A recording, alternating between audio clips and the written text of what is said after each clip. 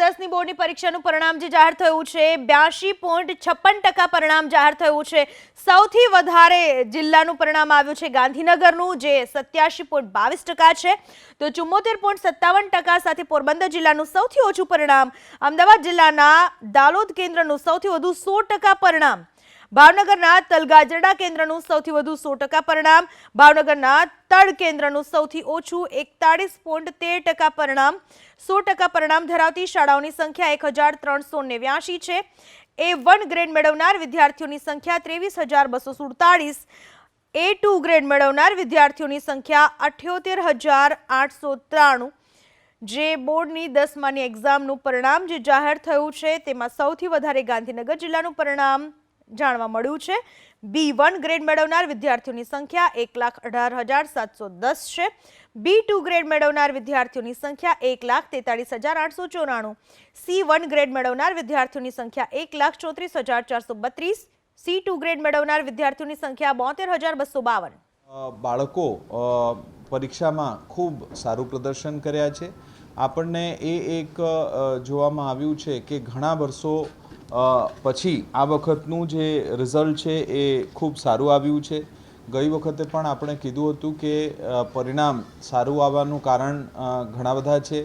એમાં જે પરીક્ષાના પરિરૂપ આ વખતે બાળકોના હિતાર્થે આપણે બદલાવ્યા છે। એના ઉપરાંત આ વખતે આપણે બાળકોના જે અન્ડરસ્ટેન્ડિંગ અને કોમ્પિટન્સ સ્કિલ છે નેશનલ એજ્યુકેશન પોલિસી અંતર્ગત, એ નેશનલ એજ્યુકેશન પોલિસી અંતર્ગત જે બાળકોના કોમ્પિટન્સ સ્કિલ છે એના આધારે આ વખતે આપણે બાળકોને ઇવાલ્યુએટ કર્યા છે, એસેસ કર્યા છે। અને મને આશા છે કે આ ઘણા વર્ષો પછી જે રિઝલ્ટ છે એ ખૂબ આપણને સારું પરિણામ આપ્યા છે। ધન્યવાદ। વિજ્ઞાન પ્રવાહમાં પણ ક્યાંક ને ક્યાંક જોવા જઈએ તો ગાંધીનગર જિલ્લાનું છાલા કેન્દ્ર હતું, એનું પરિણામ ઊંચું હતું, આમાં પણ ગાંધીનગરનું ઊંચું છે। આના પાછળના કોઈ ખાસ કારણો?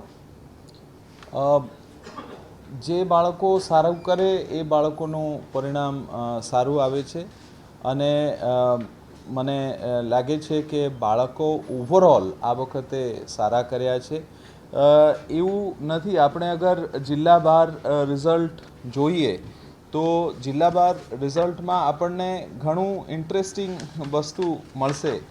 એમાં એક વસ્તુ આ છે કે નજીકમાં ઘણા બધા જિલ્લાઓ આવી જાય છે, 86%, 85%, એ પ્રમાણે જે છે એ રિઝલ્ટ આવી જાય છે।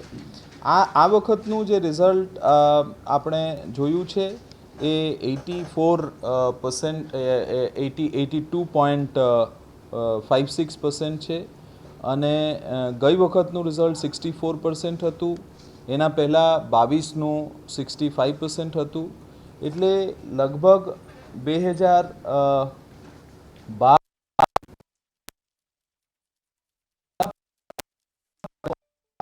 પરિણામ આ વખતનું કહી શકાય, કારણ કે જે છેલ્લા કેટલા વર્ષોનો જો રેશિયો જોવામાં આવે તો 62%, 65% જેટલું પરિણામ આવતું હતું ધોરણ 10ની બોર્ડની પરીક્ષાનું, જે આ વખતે કુલ 82.56% પરિણામ આવ્યું છે। અને ગાંધીનગરનું સૌથી ઊંચું પરિણામ આવ્યું છે। સૌથી સારું પરિણામ 87.22% સાથે ગાંધીનગર જિલ્લાનું સૌથી વધુ પરિણામ આવ્યું છે। નોંધનીય, ધોરણ 12માં પણ ગાંધીનગરના છાલા કેન્દ્રનું પરિણામ સૌથી ઊંચું આવ્યું હતું। આજે ધોરણ 10ની બોર્ડની પરીક્ષાનું પરિણામ જ્યારે જાહેર થયું છે ત્યારે ધોરણ 10ના વિદ્યાર્થીઓ પણ ઘણા સમયથી આતુરતાથી રાહ જોઈ રહ્યા હતા અને પરિણામ જાહેર થતા તમામ વિદ્યાર્થીઓ હવે પોતાના આગળનું ભવિષ્યનું વિચારી રહ્યા છે। એવી રીતે આપણે જોઈએ તો બીજા જિલ્લાઓ જે છે, દાખલા તરીકે મહેસાણા જે છે એ 86% રિઝલ્ટ પણ છે। એટલે 85% બોટાદનું છે, 86% બનાસકાંઠાનું છે। એટલે ખૂબ અત્યારે જિલ્લાઓના જે પરિણામ છે પણ ખૂબ શોર્ટ માર્જિનમાં જિલ્લાઓનું પરિણામ આપણને મળી રહ્યા છે।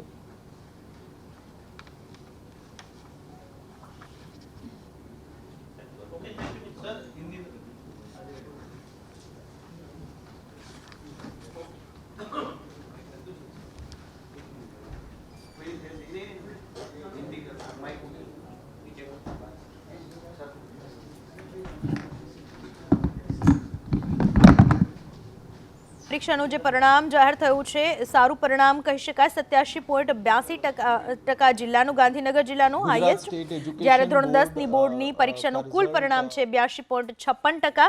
સૌથી ઓછું પરિણામ પોરબંદર हमने જિલ્લાનું છે। देखा है कि ओवरऑल आज तक का सबसे श्रेष्ठ परिणाम क्लास 10th का रिजल्ट आया है। उसमें 82.56% रिजल्ट आज ओवरऑल आया है, जिसमें 6,99,000 से ज़्यादा स्टूडेंट अपीयर किए थे और उसमें लगभग 5,77,000 स्टूडेंट्स जो हैं वो उसमें पास किए हैं। और इस जो स्टूडेंट्स पास किए हैं उसमें गर्ल्स का जो परसेंटेज है वो ज़्यादा आया है, ऑलमोस्ट 7%। बॉयज़ से ज़्यादा आया है, 86% गर्ल्स का रिज़ल्ट है और बॉयज़ का जो है वो 79% है। जो परिणाम हमको मिले हैं उसमें सबसे अच्छा रिज़ल्ट गांधीनगर जिला का हुआ है, 87% रिज़ल्ट।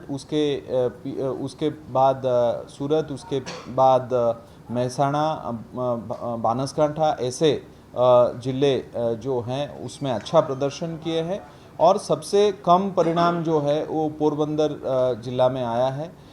ओवरऑल इस बार का रिज़ल्ट अच्छा इसीलिए आया है क्योंकि इस बार जो बोर्ड का परिरूप है वो परिरूप बदला गया था।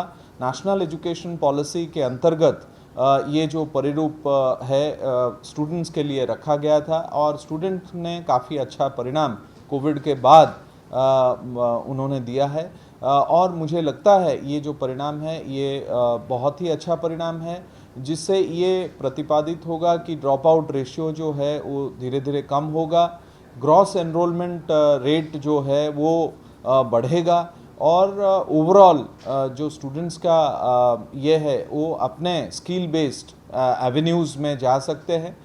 हमने इस बार स्किल बेस्ड एवेन्यूज़ में भी जो बच्चों ने अच्छा प्रदर्शन किया है और मुझे लगता है कि नेक्स्ट जो फ्यूचर कोर्स ऑफ एक्शन है उसमें बच्चे जरूर आज इस पर बहुत ही अच्छा प्रदर्शन किए हैं।